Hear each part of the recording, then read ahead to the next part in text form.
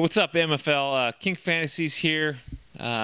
Commissioner is consumed this week with some MFL matters, so he's unavailable to talk to you guys. But I'm here. Don't worry. You know, again, two-time MFL champion.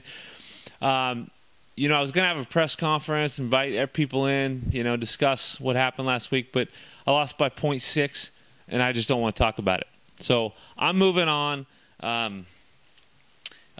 When we're talking about this week, the matchup of the week by far, BRC Bulldozer, Hall of Famer. These guys are definitely moving up the charts. We're going to update some MFL power rankings next week with a special Halloween edition.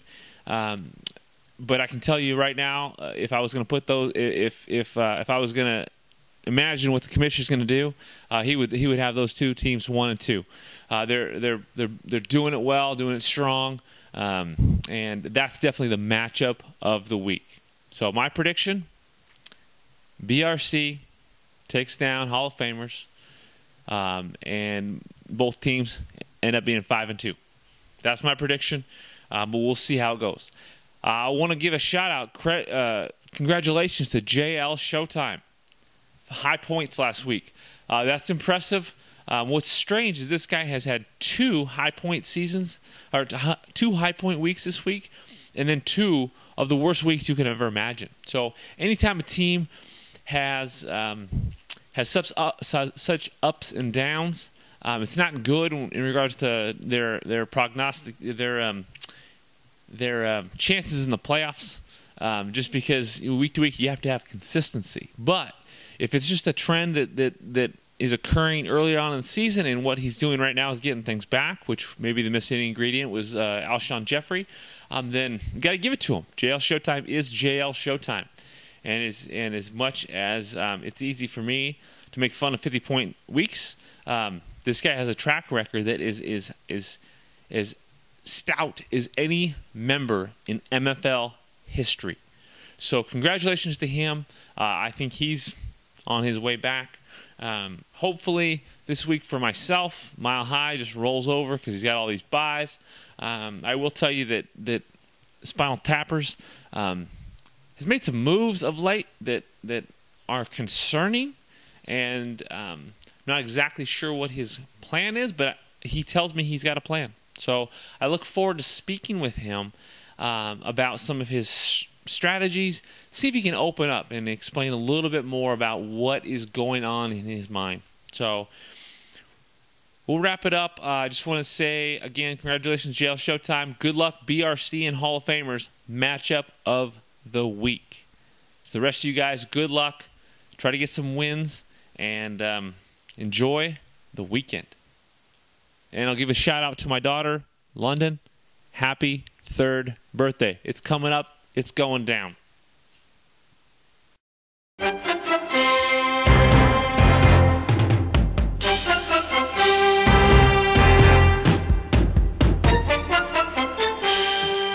Gentlemen of the MFL, greetings and salutations. This is Commissioner Pookie of the Rose Bowl League. I'm joining you today as request of King Fantasy to do a weekly prediction for your game of the week. A little bit about who I am. I am the ESPN Fantasy Football Commissioner of the Week for Week 2 this year. That's how I got to know King Fantasy. I won the custom cornhole set from Matthew Berry and Field Yates. You can actually see it on YouTube at Pizza Hut Commissioner of the Week. And that's how we got to know each other. A little bit about my league and my background and how we won. For one, every year we go down to Las Vegas for our auction draft. We have it in a high roller suite. We actually hire an auctioneer to participate. It's a great time. It's quite the epic trip, and we get better every year. So that's one thing that we do that I think that makes a lot of people jealous, and one of the things that stood out in our petition to be Commissioner of the Week. Number 2, we do have a lot of the standard things that people are adding now to their leagues. We do have our Hall of Fame jackets, as you call them. We call them our Champions jackets. You can see our custom logo. As the commissioner, I have my cane. We have our championship. Unfortunately, I'm not the current champion, so I don't have the privilege of owning our belts and trophies, but that is something that we do. We try and add to that every year.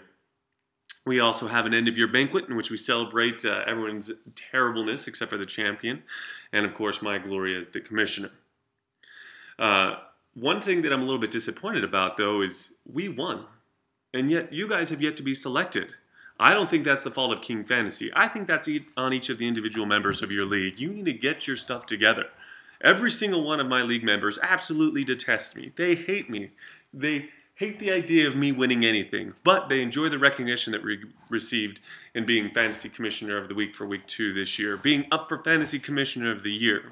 I'll tell you right now, I believe that King Fantasy deserves that, and I put the onus on you, MFL members, to go out there, continue to nominate, write better stories, and really let them know all the time, the effort, and the greatness that is your Fantasy Football Commissioner.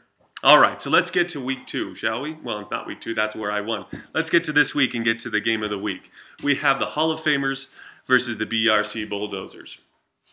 BRC, the young man, the second-year player, coming in at a solid 4-2, and in second place, apparently very eager and very anxious to show that he's not just a young man, but someone to be messed with, not to be messed with. 4-2 record, really good. Came in with a pretty decent team, it looks like. Apparently very active on the trade front as well, so trying to improve that even further. But I'm looking at your team: Tom Brady, Allen Robinson, Golden Tate, Devontae Freeman, Le'Veon Bell, Delaney Walker, Andre Ellington in the Miami defense. Solid lineup for the league. Let's see what we got going over for the Hall of Famers. Eli Manning. Oh, I'm a big Cowboys fan, I'll be honest, so I don't want Eli to do well. T.Y. Hilton, Jeremy Maclin, Blunt, Ivory, Gates, McCoy in the Arizona defense. This actually looks like a pretty decent matchup. Number 1 versus number 2. I'm looking at the number 1. I'm not sure necessarily how you're number 1 sitting over there with Eli Manning and Ben Roethlisberger on your bench. Maybe there's some other people that you have by this week that aren't doing great, but I'm not seeing a whole lot there that I really believe in. Blunt is back and forth. Yes, he's going to score you some touchdowns, but he is a very touchdown-dependent individual. Scores a lot.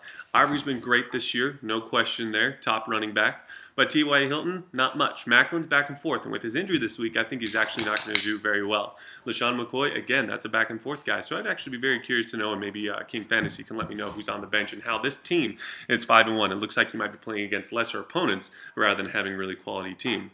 On the other hand, BRC Bulldozers, really strong team, I believe. Tom Brady, I hate him. I hate Tim Brady. I hate cheaters. I hate all things cheaters. And you know what? As most of you are probably Seattle Seahawks fans, you probably don't like him either because he knew what plays your defense was calling last year because all they do is cheat, and it's ridiculous.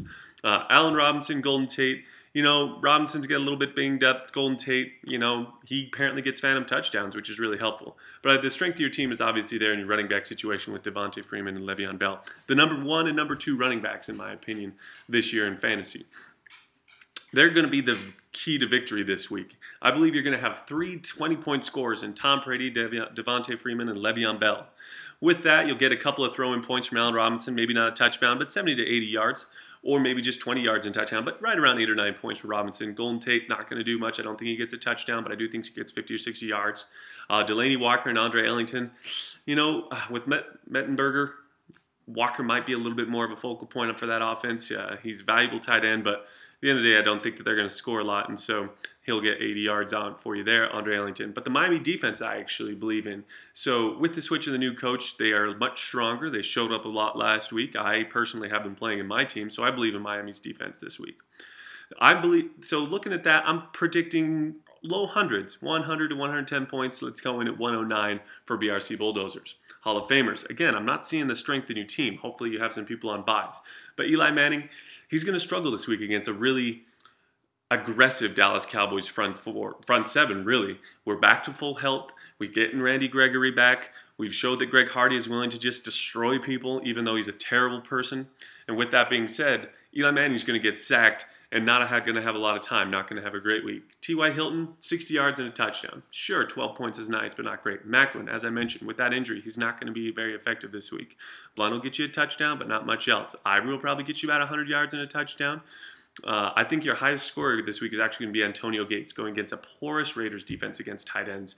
That means that he's going to have a really strong week, maybe another 2 touchdown performance.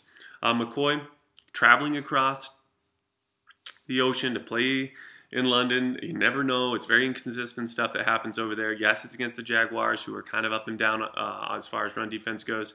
But without Tyrod Taylor, without that threat that people have of him both running and throwing the ball much better than E.J. Manuel, I just don't see McCoy getting a lot. And Arizona defense, yeah, they're great, but I think that that's going to be more of a shootout than anything, more of a high-scoring game, which obviously hurts all defenses.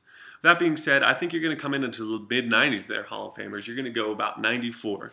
So that being said, I'm predicting BRC Bulldozers, second place, second-year young man playing in the league for only the second year, beating the Hall of Famers 109-94 and having a tie atop the league at 5-2. Whichever one has higher points, you obviously get your tiebreaker. Not exactly sure how your entire league is set up.